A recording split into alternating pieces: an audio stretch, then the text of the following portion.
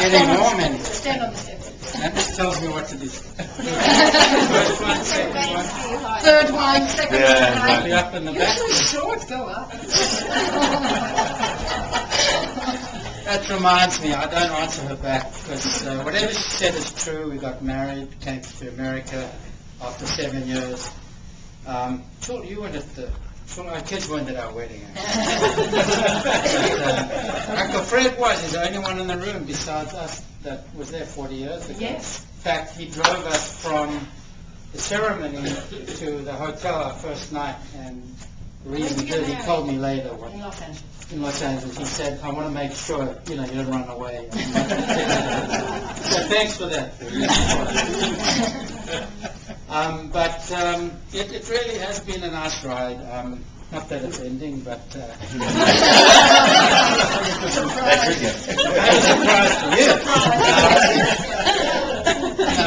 That's what Will said is true. We met, got engaged, and married very quickly. I need a green card. She didn't know. And then Harry Lansman was my witness at my swearing in, and they asked if we were married, and Harry said, well, I think so. He said, well, do they sleep together? He says, I don't know, I've never watched. True story. And I almost didn't get my citizenship because of him. But we're very blessed to have such nice friends and family, and especially our children, Daniel and Joanne, and their spouses and their children. Because really that's what a marriage is about in the end. It's not about each other so much, it's what we want to have in our older years. And you just want your children to be healthy and happy, and maybe live a life like we did. So maybe we did a good job in some respects, because they really have aspired to higher ends, and we appreciate them very much. We don't tell them that because we don't want to. But when Mel and I got married, I knew who was boss, because we went on honeymoon, and we went down the Grand Canyon on this pack of mules, and after a couple of steps, her mule slipped a bit, and she said, that's once. Went down again, and a few hundred yards later, the mule slipped again, and she said, under her breath, I heard it, that's twice. Finally, we get halfway down, the mule slips again. She gets off the mule, pulls a pistol out of her purse, which scared the hell out of her, and shoots the mule on the head, dead. I said, what the hell are you doing? That's a poor animal. She said to me, that's once.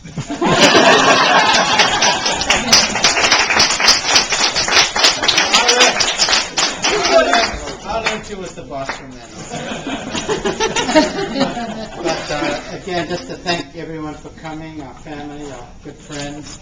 We appreciate you sharing this with us.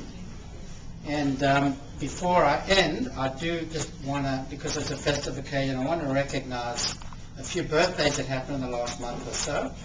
I'll start with the earliest one I can remember. Uncle Fred's birthday was in February. Please don't applaud till I've gone through everybody. Fred was February.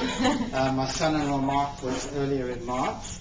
And my grandson, Charles Dillon, had a birthday yesterday. He was 3. Very special to us.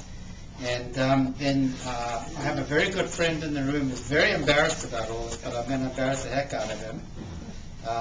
He's not just my accountant, he's a very good, solid friend, and I'll give you his card later. He needs some business right now. But David Schneid and Gail have been wonderful friends ever since Isaac, over there, introduced us a long time ago. And it's funny how life is, how you meet people that influence your life. David did influence my life very positively, and he's been a very true friend and confidant. And I appreciate it. But the reason I'm bringing him up is yesterday, actually Thursday, David celebrated his 60th birthday. And that was